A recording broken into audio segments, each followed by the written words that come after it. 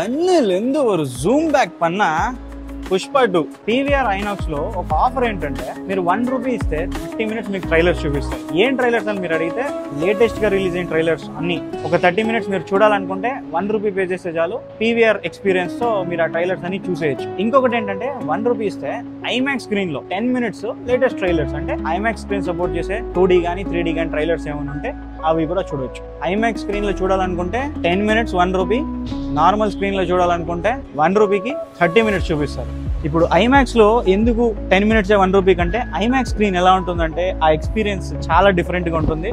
ఆ ఎక్స్పీరియన్స్ కోసం అయినా మనం ఒక్కసారైనా ఐమాక్స్ థియేటర్ లో ట్రైలర్ అయినా చూడాలి. అండ్ ఐమాక్స్ అని ఇన్నిసార్లు ఎందుకు చెప్తున్నానంటే చాలా బాగుంటుంది ఎక్స్పీరియన్స్.